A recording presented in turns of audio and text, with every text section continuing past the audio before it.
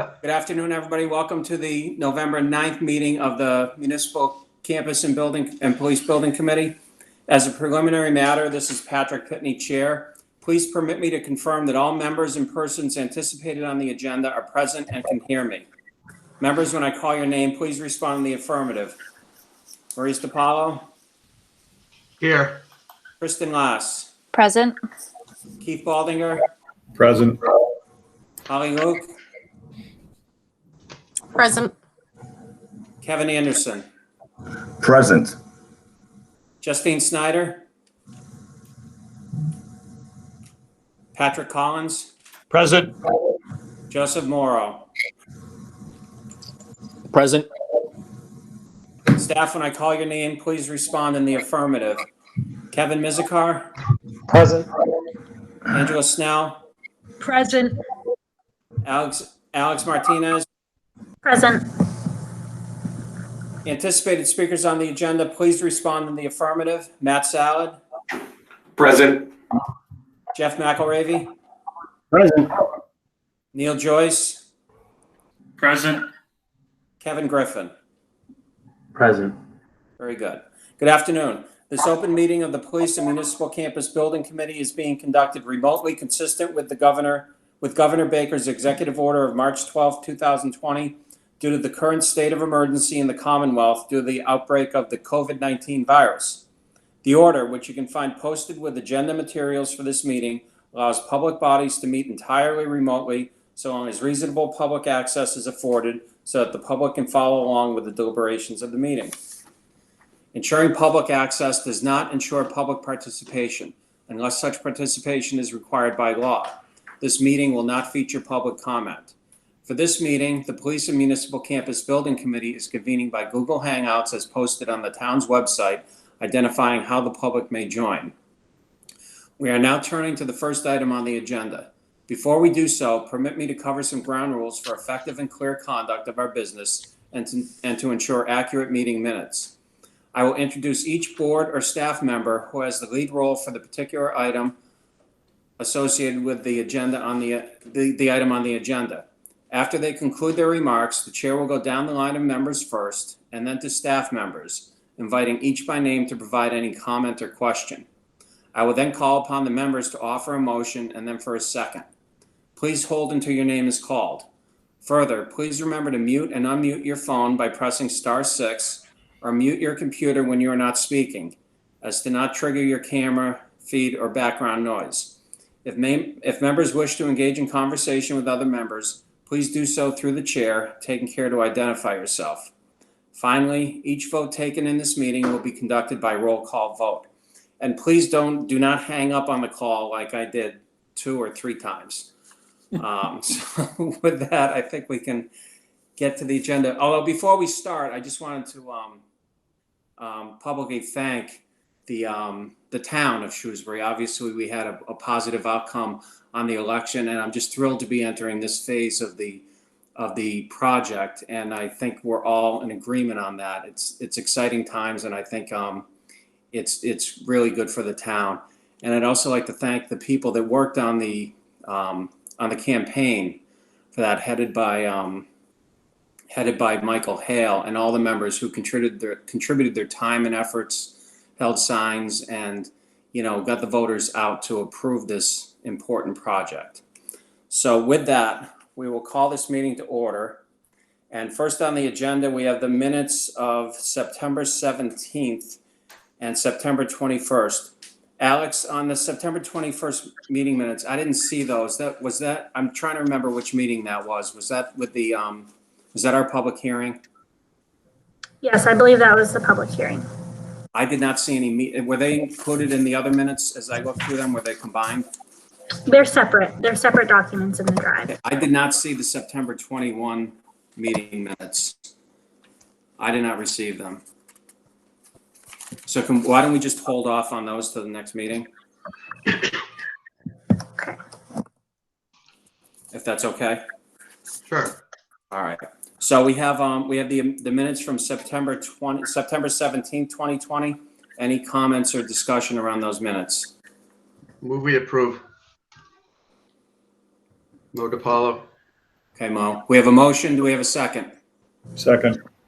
We have a motion and a second to approve the meeting minutes of September 17, 2020.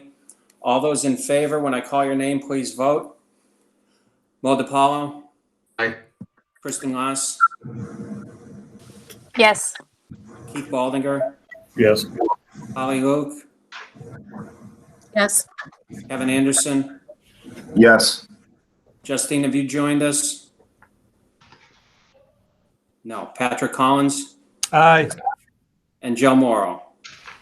Aye. Patrick Pitney, aye. So record that as meeting minutes approved, 8-0. Thank you very much. Next on the agenda, we have the following bill schedule and warrants. We have from Tecton Architects, $66,587.50, and from Construction Monitoring Services, $30,000. Mr. Mizikar, any comments on these two items? Nope, just the normal monthly bills. Okay. All right. I just have one question on those. That's still coming out of the $250,000 for the feasibility study? That's correct. And Okay. Kristen's in the process of reviewing all aspects of the financials, and Okay. we will keep the committee up to speed on what we're doing with the borrowing and timing of those things, but there's no real committee work associated with that. Okay, very good. Kristen, do you have an approximate balance on what's left of that 250,000? I hope to by the end of this week. I have not done the work this week Okay. to get that, but I will Very certainly good. get it. Very good. Any questions on these two items? Anybody out there? Nope. No. Do we have a motion? Move we approve. We have a motion. We have a second. Second. We have a motion and a second to approve the bill schedule and warrants for Tecton Architects and Construction Monitoring Services for the total of $96,587.50. All those in favor, when I call your name? Mo DiPaolo, Aye. Kristen Glass, Yes. Keith Baldinger, Yes.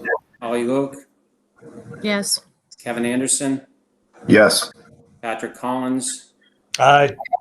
Joe Morrow. Aye. Very good. Again, and Patrick Pitney, aye. Again, recorded 8-0 in favor. Next on the agenda, we have review the cost estimate for the town hall, the two-story concept. Would that be, who's on that, Matt? Yep, I'll take care of that. I'm just gonna share my screen.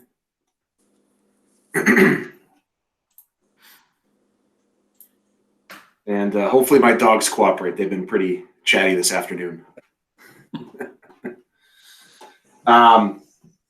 So tonight, the only new thing we have to present is the cost estimate for both the town hall and the senior center. And what this will do is essentially close out any open scope of work related to the feasibility study in terms of closing out the report. So now, once we incorporate these estimates into that report, we can issue the final draft and close out that portion of the work. So these are going to be pretty quick. I just have a couple of slides for each one. This is going to be just like it was for the police station estimate, where we're going to show one slide essentially for the construction costs, and then another slide for the remaining soft costs and the total project cost as the bottom line. So we're going to start quickly with the town hall, and we've gone through all the little lines and details previously with the police station, so I don't think we need to bore you with that tonight, but really just talk about the order of magnitude of both of these potential projects. With town hall, we simply estimated the two-story option, and we looked at it with two separate structural systems. The first being where we left the existing structure fully in place and then had spanned over it completely with a long span structural system, which was intended to be the less disruptive of the two methods. And then the other one where we looked at sort of augmenting the existing structure and building everything internally. That was the preferred method based on the conceptual designs, because it allowed us to keep the the floor-to-floor height of the new construction in line with the existing construction, where the long span option raised the new floor substantially higher than the existing and was creating a disconnect. Ironically, we thought we were going to see large savings with that long span option, but it ended up actually not showing a major savings. And in fact, it was just a hair more expensive. So not only did it not produce a desirable result based on previous comments, but it also ended up being more expensive. So what we did is we only estimated it the one way, where we were supplementing the existing structure and building everything internally to the existing building. So what does that mean in terms of cost? Well, we have a more detailed breakout on this, but we basically estimated this in 3 separate buckets, if you will. The first being the addition of the stair and elevator with the new lobby that was built to the west of the new addition and the existing Selco area. We then had a cost for the sort of second story addition piece, the sort of hat on the existing wing. And then there was a cost for the renovation of the existing spaces throughout the building. And when we package all those costs together, we come out with a raw construction number just above $6 million. When we take that and add in the overhead and profit, bonds, insurance, in those sort of overhead and profit pieces to the contractor, we come out with a construction subtotal of just around $8.23 million. It's about $219 a square foot over the entire facility. We did include in this number, I don't know if we had talked about it previously, but we did include in this number a general refreshing of all of the finishes throughout the building. So even if we weren't doing a renovation where we were moving an office space and creating a conference room, we were refreshing the finishes throughout the building. So new paint, carpet, things like that. And then we carried a 10% construction contingency of $823,000 at 10%. One thing you will notice is we were carrying a 3.5% escalation on that per year. So we are seeing that contract. I think we talked about that towards the end of the estimating of the police station. So we are seeing those numbers come down to where it was about 7% when we first started this process. So when we add in all the soft costs here, we had some number in here for relocation costs, and that's for the moving of some of the existing offices on the lower level in the north wing to temporary swing space. I don't have really a number in here for like rental of trailers and things like that for that temporary swing space. So this is assuming we're going somewhere else in town or to the existing police station before that's demolished. Something like that. So if we did have to rent trailers, there would be some added costs associated with that. And so that brings a total construction budget of about $12.3 million. That's the all-in number. So with that, I'll move on to the senior center. We can go back and talk about these and talk about this in more detail after I get through these slides. We did this a little bit differently. This was sort of the choose your own menu. So we broke everything out into pieces because of the scope being smaller. So we can sort of add in or take away the pieces that are more important as they go. So we have 15 different lines that sort of cover basically all of the different various aspects of the renovation work and in addition work that we have talked about throughout the study. Adding the vestibule and the portico share are certainly some of the larger pieces of this because they involve new construction. And aside from that, a lot of these other pieces are renovation work. We have the unit cost in here for each of the new window units that we have at the multipurpose area. We have the renovation of the existing garage space into a new conference room. That carries a little bit higher of a cost per square foot because that's a utility space, and we have some utilities that we'd have to relocate and some HVAC rework that we'd have to do to make that space habitable for office or conference rooms use. And that comes to about and then we also have a roof replacement value in here for the entire roof.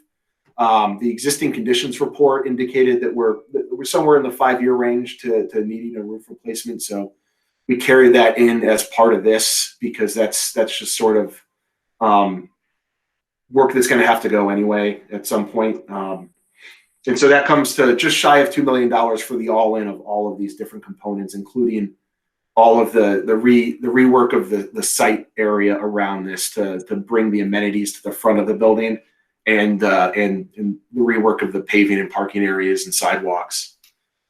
So when we add in all of our soft costs and things like that, it comes to right around $3.6 million all in for the entire project. And because of the nature of the way we broke this out, where we sort of itemized everything, we can sort of take away to meet whatever budget we really need to meet and add to it and so forth. So we were very conservative on this because of the limited scope. So we can certainly back down to a number depending on whether or not this feels appropriate. So with that, we can certainly discuss these numbers. Any questions or comments? Do we have anything? Thanks, Matt. Do we have anything out there? Any questions? Matt, I have a question for you. Do the soft costs reflect that these two projects would be done simultaneously, or are they more conservative that the projects would be done independently? They're done as if they were independent projects. So certainly there would be some savings realized if they were combined. Okay, thank you. Not only on the soft cost number, but there could be as well if For this was a CM construction. at risk. Yeah, so everything could kind of come together.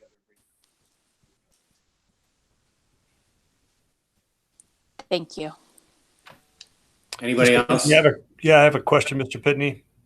Go ahead, Pat. Just wondering, can you remind us what the cost estimate was for the addition off the side versus this? Do we have a number for that plus refresh of town hall in comparison to what this number is?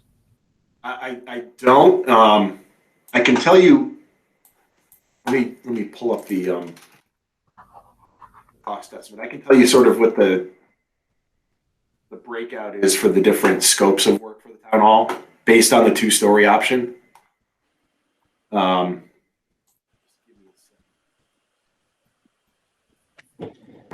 But Matt, we never did an estimate for that building side. Correct. We did not do an estimate for the 1-story. It would certainly be less expensive. Okay, so we don't have a number to compare. I guess that was the primary question. So, and then the sort of the 3 buckets that I talked about. So the new lobby, elevator, tower, stair addition piece of that. These are the raw construction numbers. Is just shy of $900,000 for that component. The 2nd-story addition piece, and this also includes a lot of the mechanical rework and HVAC work that would then tie down to the renovation. So the renovation number is lower in scale to the 2nd-story addition because there's some work that overlaps with the two. The 2nd-story addition is about $3.5 million for that piece in the raw construction number, and then the renovation work is $1.7 million for that scope. Thank you. So crudely, you could probably cut $2 million very crudely off the cost here. 2 million, so somewhere around 10, would you say, Jeff? Somewhere around that, yeah. I mean, I could crunch those numbers a little further if we really want to get a more specific answer. I think it's important. It's a good question. Thank you, Mr. Collins. And it's nice to have that number to see what we're looking at. Just a rough ballpark. I don't know that we when we get to this part of the project, we could pursue those options at an appropriate time. But just to have a ballpark at this time, I think is nice. Anybody else with questions out there? I have a couple, Matt. On the senior center, if and when that project were to go forward, would the senior center have to be taken offline? Not necessarily. I think the work can be done in an isolated fashion and phased out appropriately in a way that it would be able to remain operational. I don't think that there's enough work that's sort of overarching over the entire facility where it'd have to be done all at once and disrupt services. Okay, and would you have any idea how long that work project would be? Would it be months?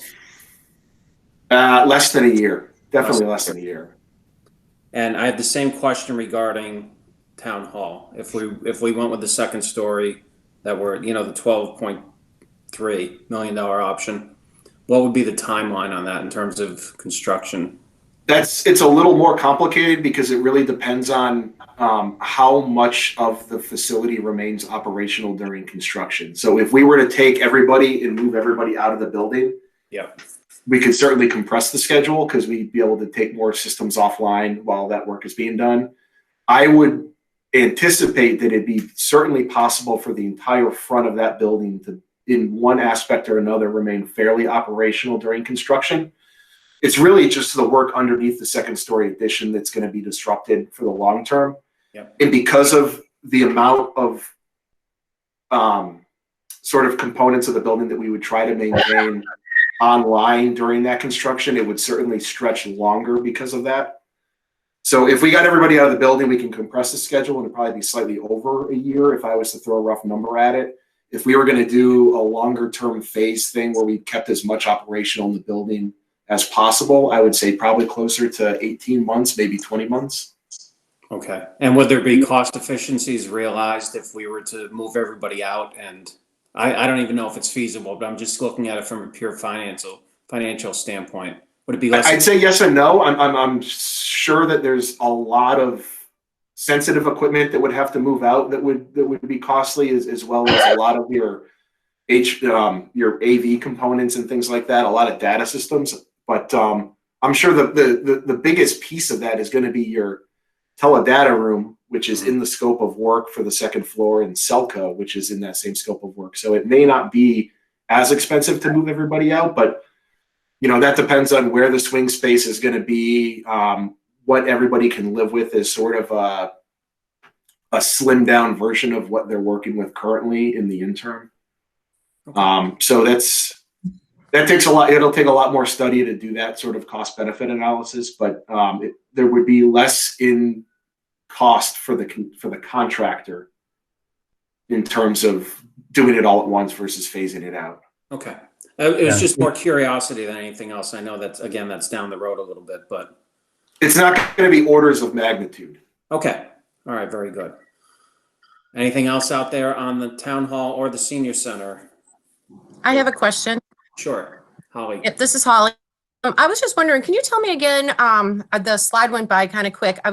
The price for the Veterans Agent Office at the senior center. Can you tell me again what that price was quoted at?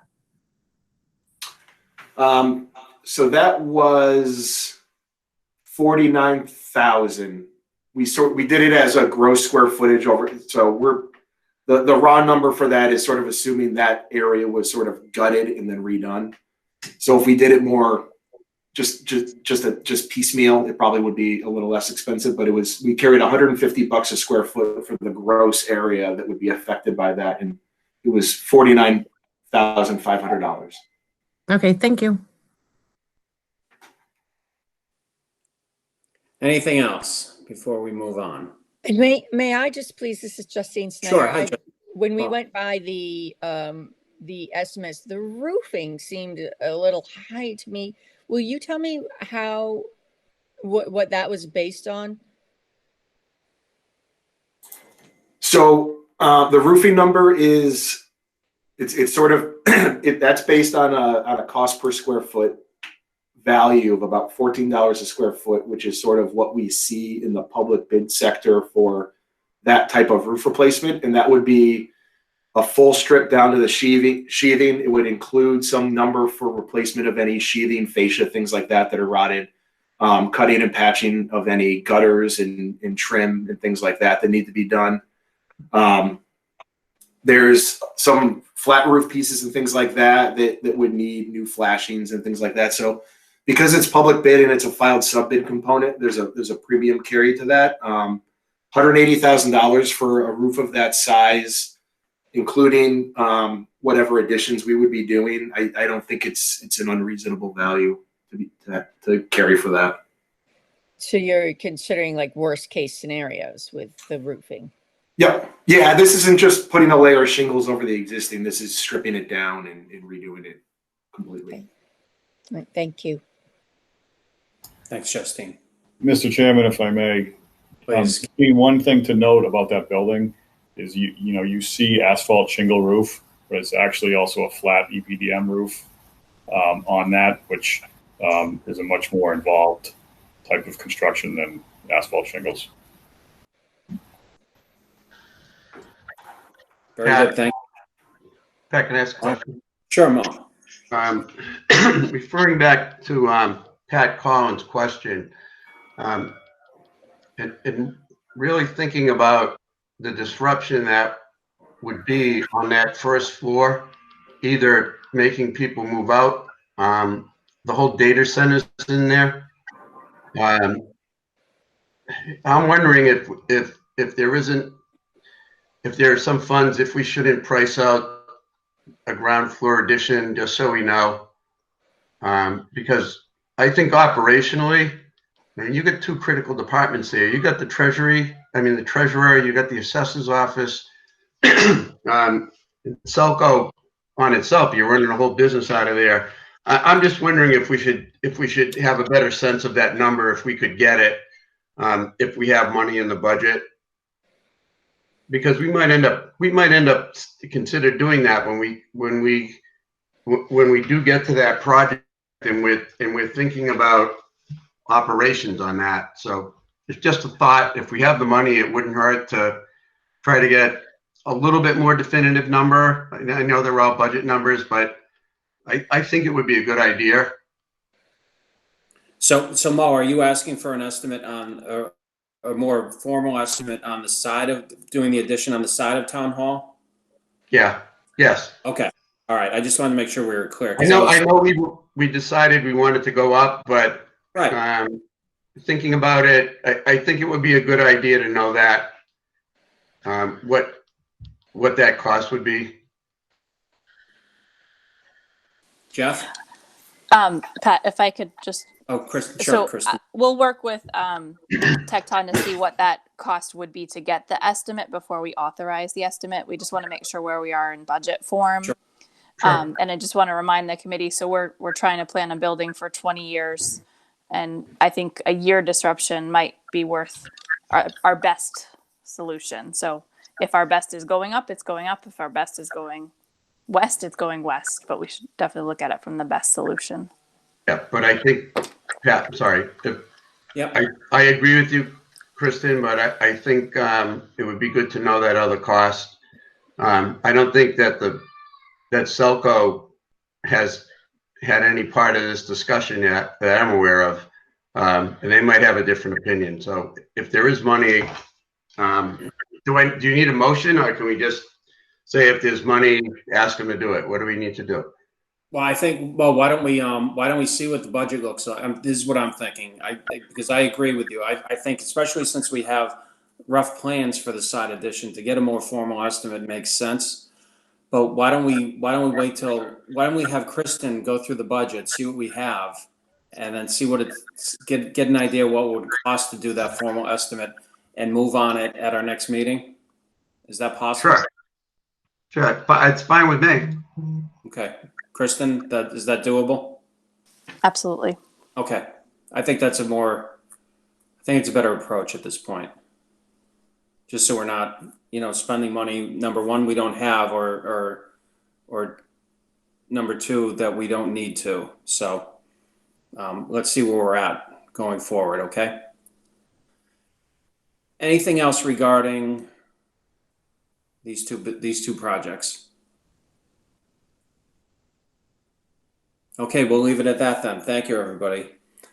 Next on the agenda is to review and act on construction manager at risk and Mass General Laws, Chapter 149A, procurement method. Kristen, would you like to lead us through this? Sure, I can certainly start, and we'll probably pass it along to either CMS or Tecton. So a few meetings ago, Tecton walked the building committee through what it meant to move forward in a project fashion of a general design bid build. And then we also discussed a CM at risk method. We did not vote at that time, but there was consensus with the board, with the committee, that CM at risk was the way to go, and that was calculated into the $42 million that we went ahead requesting town meeting authorization and then ballot authorization for the debt exclusion. In order to officially move forward with the CM at risk method, we need an official vote of the committee to do so. That gets filed with the Inspector General's office with our filing. So I would turn it over to Neil now, just to make sure that everything I said was proper. And then we would like to get the temperature of the committee if they need to hear the presentation or any aspects of the presentation again to make a formal decision this evening. Thank you, Kristen. Neil? Kristen, I'm good with everything that you've said so far. So if the committee prefers, we can run through it again. If not, we would just ask the committee for a formal vote to proceed. What is the pleasure of the committee at this point? I am comfortable with where we're at, but I'm open to suggestions here. If somebody would like to review it, please let me know. Mr. Pitney, I'm comfortable voting this evening. I'm very much advocate for CM at risk methodology, and I think we've had pretty good discussion previously about the pros and cons, and so I'd be happy to move this along this evening. Thank you. Anybody else? No. Mr. Collins, would you like to make a motion? Sure. Sorry to put you on the spot. It's okay. So I'm going to try to make this up make it sound like official or something like that. But so I move that the building committee endorse the construction manager at risk methodology for the police station project. Thank you, Mr. Collins. We have a motion. We have a second to act on the construction manager at risk Mass General Laws, Chapter 149A, procurement method. When I call your name, please vote. Mo DiPaolo? Yes. Kristen Lass? Yes. Keith Baldinger? Yes. Holly Luke? Yes. Kevin Anderson? Yes. Justine Snyder? Yes. Patrick Collins? Aye. Joe Morrow? Yes. And myself, aye.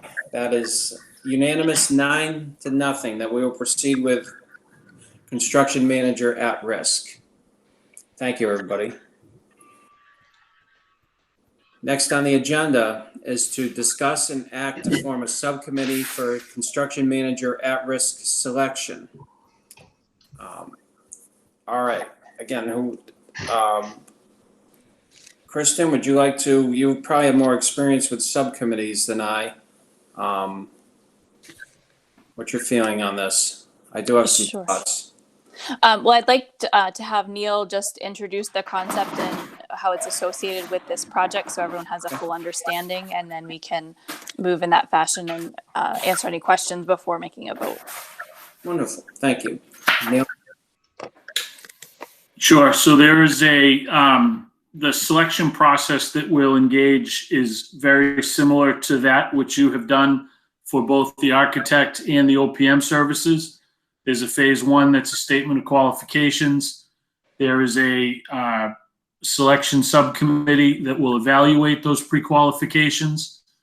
And then we will ask the shortlisted candidates for a response to a request for proposals for the fee-based services. And then those will also be evaluated by the selection subcommittee. I'm scrambling now I think the subcommittee is made up of 3 or 4 people from the committee, as well as a member of the OPM and the architectural team. Very good. Thank you. That's what I was curious about, the numbers. My thought in my head was 3 members from the committee. And okay, any questions regarding formation of the subcommittee? Pat? Yep. Go ahead, Mo. I think I understand the process. I'd like, if I could ask Kristen, who was on, of the town hall staff, who had been on those selection committees? Were you, or screening committees? Were you on that, Kristen? For the for our owner's project manager and for the architect, town staff was myself, Keith Baldinger, Andy Truman. Those are the 3 I know off. I think Chief Hester, as he was chief at the time, and I believe one other member. I'm sorry, it's escaping me right now, but Keith may. I was on it. Angela, I'm sorry to. So how many did you have? 6 or 7? I think we had 5. 5. Sounded like you We wanted an odd number. Okay. My concern with having 5 is that if we go to 5 on a 9-member committee, we have a 9-member building committee, then that's actually a quorum. So I think we need to stay with an odd number and stay under a quorum of committee members for the subcommittee. Yeah, I would think that 3 would be a valid number, and then the addition of the OPM and the architect. That's what I'm thinking, because then if we, Kristen, correct me if I'm wrong, but if we had 5, then every time that subcommittee met, that would have to be posted and formalized and potentially televised. Correct. Okay. But can I ask a question for clarification, Pat? Sure. So anything under 5, they don't have to post a meeting, Kristen? I believe we would still have to post a meeting as a subcommittee, but the quorum requirements are less, and we wouldn't, we could still review the documentation. Okay, Pat, if I could follow up. Sure, Mo, go ahead. If I'm not going to pick this committee, but I have a couple of ideas of people that I thought could be on it, and I'm coming up with more than 3. And I'm certainly thinking 4, which will put us, I know that puts us in a weird position, but when we get to the part of nominating, I think I can say why, but I'm a little reluctant just to stay with 3. Well, I based on that, Mo, I have a follow-up question. Kristen, if we had an even number, is it only building committee members who take votes at these subcommittee meetings? Yes, that is correct. Okay, so we do have potential for, I don't think it'd be a problem necessarily, but there is the potential for 2-2 splits. Yeah, I was reminded that Beal had 4 on their subcommittee, so it's not something we haven't done before. Okay, I'm okay with 4. Any other feelings out there? Pat, can I just follow up again? Sure, Mo. So when we say 3 or 4, we're talking about 3 or 4, not including staff? In other words, we're talking about 3 or 4 voting members on the building committee. So we have our building committee, which includes some staff. okay, all right. So if you, for instance, were on it, you would count as one of those people because you're a voting. That is correct, because I'm a voting member of the building committee. Yes, that is correct. Okay. All right, I'm good. Hey, thanks, Mo. I'm glad to hear it. Anybody else with any thoughts?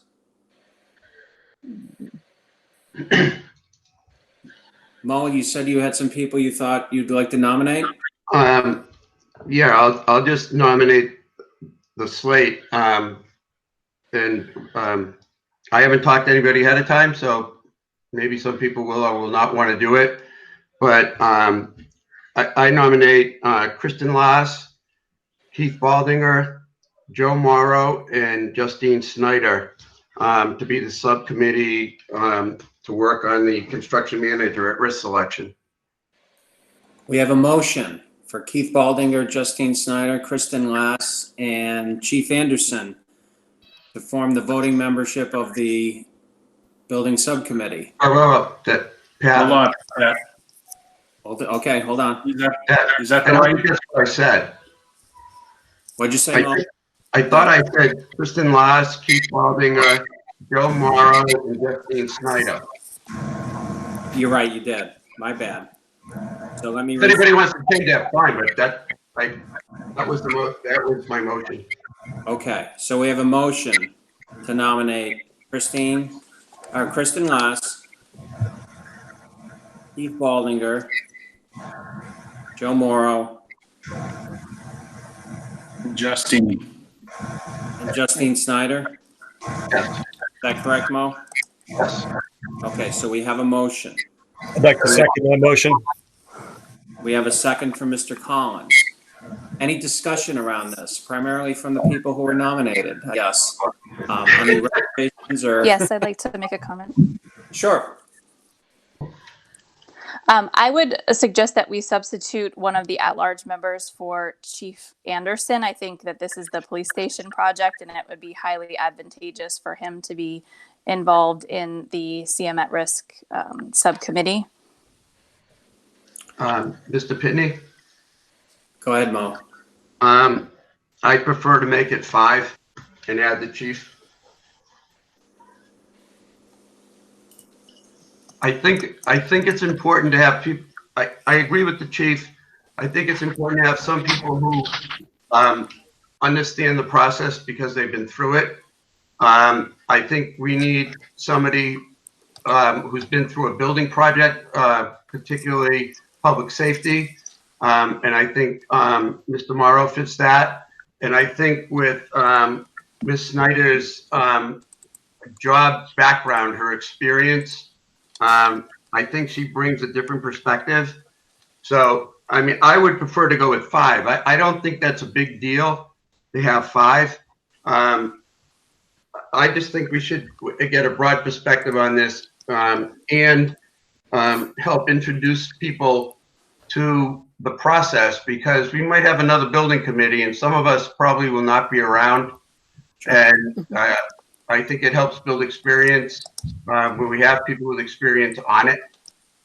So that's my thought process behind it, because I think you're all capable. And I just think the at-large members bring something different to the table than just having, you know, Okay. I just think they bring something to the table I think would be helpful. So that's my thought. Okay. All right. Let's hold that thought for a minute. Kristen, I'm going to go back to you. If we go to 5, what potential problems, or Mr. Mizikar, what potential problems could we potentially run into with that? Yeah, I will defer to Mr. Mizikar, as he has more experience than I do, and I think that it's valuable for the committee members to hear. Thanks, Kristen. I mean, my only concern would be is that you are essentially binding the sitting building committee with a recommendation of a majority of your members if you go to 5. So while I do understand that, so this committee is being established advisory to the building committee, and its charge would be to recommend the preferred construction manager at risk. All building committee members will have the opportunity to review the recommendation of the committee and all the application materials of the CM firm. You are just putting the building committee in a position where essentially whatever their recommendation is will likely fully commit the building committee through majority. Now, is the risk low because normally the building committee is going to take the recommendation of your subcommittee? Yes, but if there is one clear challenge to it, it would be that. Right.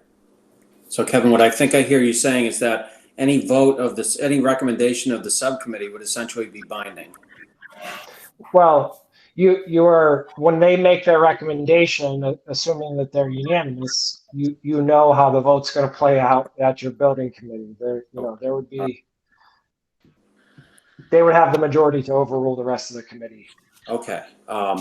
With that, I'm gonna turn it to the members who have been nominated, and including the chief, and get everybody's thought on this. Is everybody willing and able and want to be on this subcommittee? Since we haven't had discussions offline or beforehand. Chief Anderson, yes. I figured that, Chief. I would very much like to be part of this and commit my time because I think it's so important. Okay, thanks, Justine. Pat, it's Joe Morrow. Hi, Joe.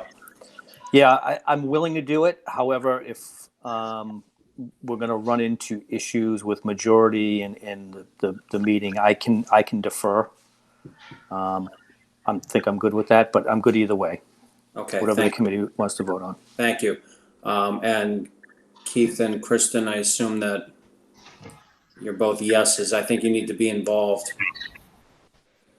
Yes, affirmative for Yes. Kristen last. All right, so I'm gonna before we move forward, I'm gonna ask one more question, and this again is either for people with experience on prior building committees. What other subcommittees are going to be formed down the road so that we to Mo's point, so that everybody's involved? So there's going to be quite a few. You're going to have, we actually kind of talked about this just a little bit the other day, but there'll be some that will be tailored, very police specific, dispatch, roll call, prisoner holding, all sorts of different things there. So there'll probably be some stuff that we'll have to do directly with the chief and his staff, but there'll be like a color selection committee. There'll be like a furniture selection committee. There'll be probably an IT group. So there'll be a bunch of these little subcommittees that will be established from now until the end of this project. That way it doesn't inundate the whole committee with making all the decisions. We're going to paint the the outside of the building purple or green. You know what I mean? Like those types of things. So there will be a few. So I think if someone feels left out, they're going to have their opportunity. So there's plenty of work to go around, is what you're saying. Yes. I want nothing to do with colors. I'm going through that with my wife right now, and just pick a color and I'll paint it. So Mo, I think what I understand your desire to want 5 on the committee. I think given that there are going to be other opportunities, and Joe, you said that you'd be willing to defer at this point, and we can certainly get you on other subcommittees. I would recommend that we go with 4 at this point. Feelings of the committee on that? Mr. Pitney? I would amend my motion then to not include Mr. Morrow, and that will get 4. Okay, so as I understand it now, we now have a motion to nominate Kristen Lass, Keith Baldinger, Justine Snyder, and Chief Kevin Anderson to the subcommittee. Is that correct? Yes. Patrick, Chief Anderson here. I have one question. Sure, Chief. I know Kristen earlier mentioned it's preferred to have an odd number. Is that accurate? I think it is, just because we avoid a 2-2 vote. However, other building committees have had 4 on them, and given the nature of this committee, everybody's been pretty collaborative and cooperative. I don't see that as a major issue going forward. Okay. Chief and Patrick, Whether or not we come to like a tie at the subcommittee, all it is a recommendation to the larger committee, which is an odd number. Right. So our task in that subcommittee is really just to evaluate and put the best candidate or candidates forward for the larger group then to say, we pick A, B, or C for that matter. And we're just doing the legwork for the group to make sure that it's just easy and they have the Cliff Notes version when we go into the meeting. And then so whether we have a tie or not, I really don't think it's... Okay, and then the full committee will vote on it anyway. Yes. Okay, all right. So, are you okay with that, Chief? Yeah, that makes sense. Thank you. Okay, all right, very good. Any other questions out there? I do not have a second yet on this motion. Do we have a second? Chief Anderson, second. Thank you, Chief. So we have a motion and a second to appoint Kristen Lass, Keith Baldinger, Justine Snyder, and Chief Kevin Anderson to the Police Building Subcommittee to for the construction manager at-risk selection. Any other discussion? When I call your name, please vote. Mo DiPaolo? Yes. Kristen Lass? Yes. Keith Baldinger? Yes. Holly Luke? Yes. Kevin Anderson?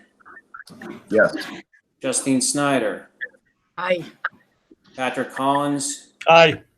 Joseph Morrow? Yes. And Patrick Pitney, aye. So let the record reflect that that was approved 9-0. Thank you, everybody.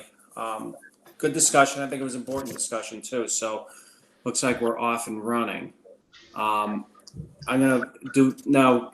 Do we need to vote on who is coming from the OPM and the architects, or do you choose? Does the OPM choose who sits on this committee, and does the architect choose? So it's not really a vote of the committee. It would be their participation as our consultants. Okay, very good. And they would send the most we're qualified non-voting person. members. So we don't need to act on that.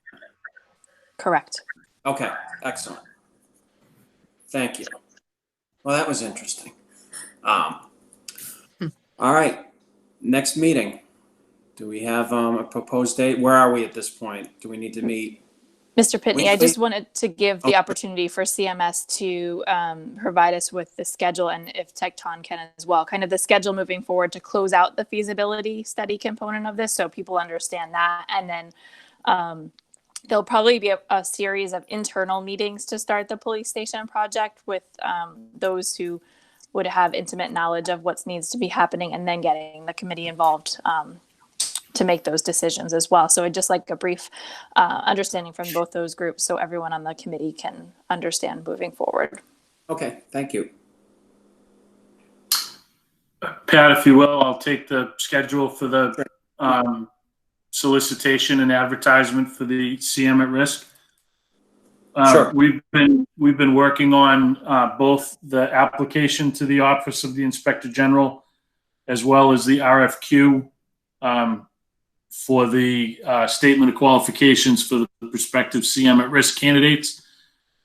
The OIG application, once it's submitted, comes with a 30-day review period with the Office of the Inspector General. They have to take action on it within 30 days.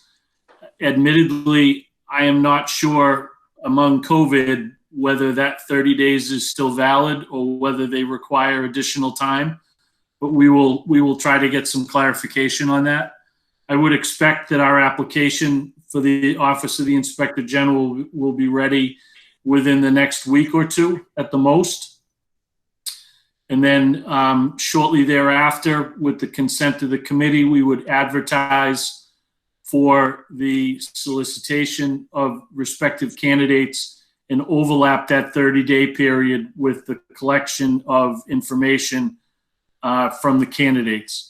So that would essentially put us at or about Christmas time before we would receive the final proposals, and then give us time probably into the first or second week in January to evaluate the proposals and rank them. And then there'd be an RFP process, which would take us through January and probably into the early part of February before we would make a selection. So that's sort of the overview of the selection process and the expected durations. And then once the CM is on board, they would provide pre-construction services such as estimating, constructability, recommendations for value engineering, et cetera, throughout the remainder of the design phase into the spring. And then we would, not getting ahead of ourselves, but we would likely be making recommendations in the spring for early construction packages for the foundation and the site work so that we could begin work late spring, early summer on site. Okay. So that kind of plays out the next 6 or 8 months. All right. In just a few minutes. Thanks, Neil. You're welcome. And Jeff, are you going to walk us through the architect schedule, or do we need to do that?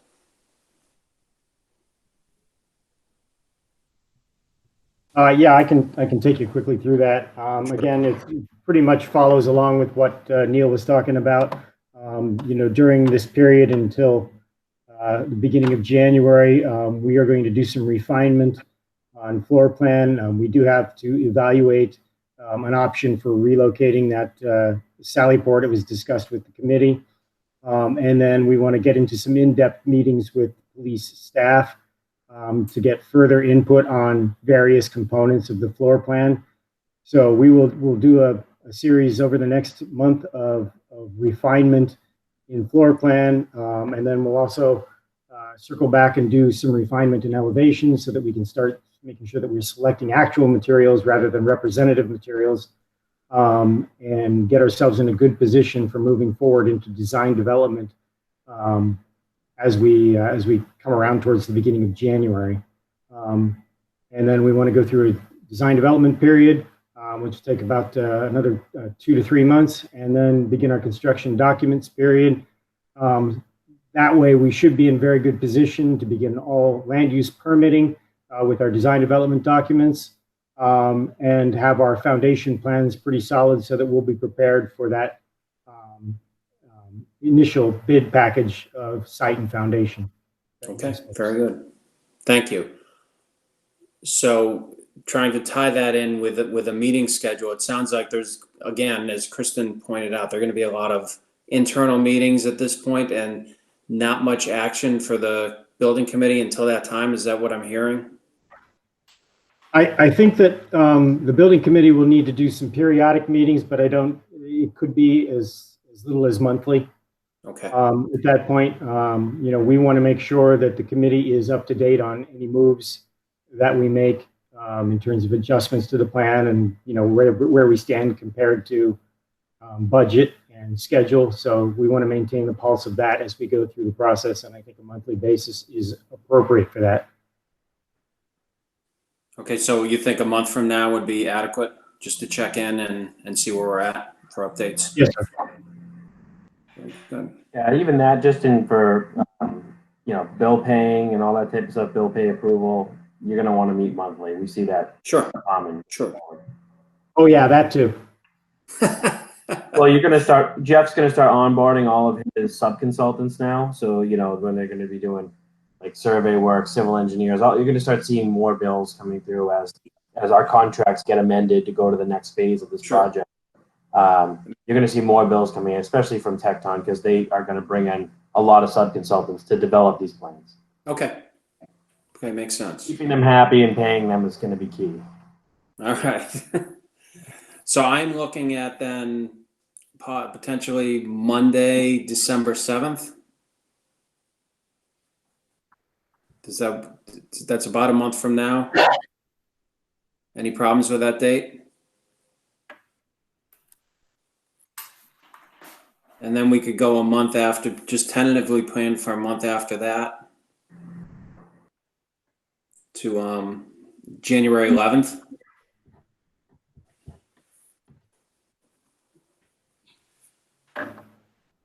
That okay with everybody? Any conflicts from the committee? I don't see any conflicts on other town business on my Okay. calendar at this time. All right, very good. So why don't we, Alex, can we tentatively schedule those? Or Pat, was that second date January 4th? I was trying to let people recover from the holidays. I was looking at the 11th. Okay. Is that all right? Yep. Okay. Alex, can you get those scheduled? Yep, I'll send out the calendar invites. Wonderful. Thank you very much. Anything else from the committee? That's all I have this evening. Thank you. Thank you very much. It was a productive meeting. I appreciate all your time and attention to it. So with that, we will see everybody on December 7th. Pat, don't we need to adjourn, a motion Yes, to adjourn? yes, we do. I was going there right now. Mo, do you have a motion to adjourn?